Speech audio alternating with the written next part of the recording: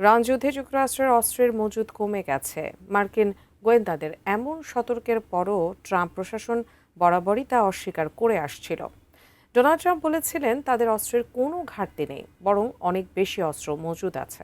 কিন্তু বাস্তবে দেখা যাচ্ছে ভিন্ন চিত্র, কারণ হঠাৎ করেই অস্ত্র উৎপাদন দ্রুত বাড়ানোর নির্দেশ দিয়েছে পেন্টাগন।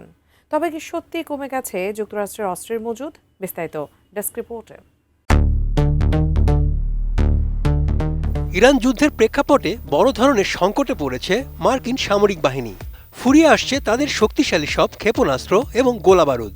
মার্কিন গোয়েন্দাদের বরাতে আন্তর্জাতিক সংবাদ মাধ্যমগুলোতে এমন তথ্যই উঠে এসেছে বারবার। বাস্তবেও দেখা যাচ্ছে একই চিত্র, কারণ অস্ত্র উৎপাদন দ্রুত বাড়ানোর জন্য দেশের প্রতিরক্ষা শিল্প প্রতিষ্ঠানগুলোকে নির্দেশ দিয়েছে পেন্টাগন। সঠিক প্যাড আর সঠিক তথ্য দিয়ে এসব সামলে নিব এক হয়ে। Monalisa sanitary napkin. এমন অবস্থায় যুক্তরাষ্ট্রে এখন শুরু হয়েছে অস্ত্র তৈরির মহোৎসব। ওয়াশিংটনের নির্দেশে দিনরাত চলছে অস্ত্র উৎপাদন। আল জাজিরার এক প্রতিবেদনে বলা হয়েছে, মার্কিন প্রতিরক্ষা বিভাগ পেন্টাগন জানিয়েছে তাদের গোলাবারুদের মজুদ আশঙ্কাজনকভাবে কমেছে। মূলত ইরানের সঙ্গে চলমান যুদ্ধের কারণেই এই সংকট তৈরি হয়েছে। পেন্টাগনের মুখপাত্র শন পার্নেল এক বিবৃতিতে উৎপাদন বাড়ানোর তাগিদ দিয়েছেন।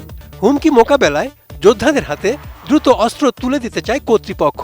গত এক সপ্তাহ ধরে পেন্টাগন এই প্রক্রিয়া অনেক গতিশীল করেছে। মূলত আধুনিকায়নের অংশ হিসেবেই এই পদক্ষেপ নেওয়ার কথা জানিয়েছে তারা। যুক্তরাষ্ট্রের উপপ্রতিরক্ষা মন্ত্রী স্টিভ ফেইনবার্গ অস্ত্র নির্মাতা প্রতিষ্ঠানগুলোর প্রধানদের কাছে একটি চিঠি পাঠান। এতে গুরুত্বপূর্ণ অস্ত্র ও সামরিক সরঞ্জাম দ্রুত সরবরাহ এবং উৎপাদন বৃদ্ধি করার পরিকল্পনা জানাতে সর্বোচ্চ 21 দিন সময় দেওয়া হয়। এই সময়ের মধ্যে কোম্পানিগুলোকে অস্ত্র তৈরির নতুন পরিকল্পনা জমা দিতে হবে। ওয়াশিংটন পোস্ট চিঠিটির একটি অনুলিপি পেয়েছে। ফেইনবার্গের মতে, বছরের পর বছর ধরে অস্ত্র তৈরির দিন শেষ। ইরানের সাথে সাম্প্রতিক লড়াইয়ে যুক্তরাষ্ট্রের অনেক ক্ষেপণাস্ত্র খরচ হয়ে গেছে। বিশেষ করে প্যাট্রিয়ট এবং থার্ড ক্ষেপণাস্ত্রের মজুদ এখন বেশ কম।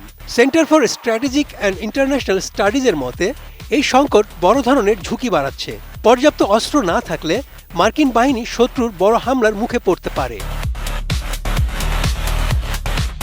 সংস্থাটির তথ্যের উপর ভিত্তি করে আল জাজিরা বলছে, যুদ্ধের আগে যুক্তরাষ্ট্রের কাছে প্যাট্রিয়ট ক্ষেপণাস্ত্র ছিল 2330টি। এখন তা কমে দাঁড়িয়েছে মাত্র 800টির মতো।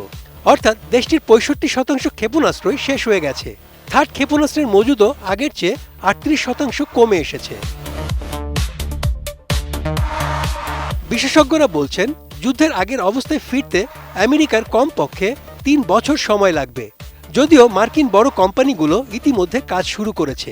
এই অবস্থায় বিশ্বজুড়ে যুক্তরাষ্ট্রের সামরিক শ্রেষ্ঠত্ব বজায় রাখাই এখন বড় challenge. Desk report, ATN news.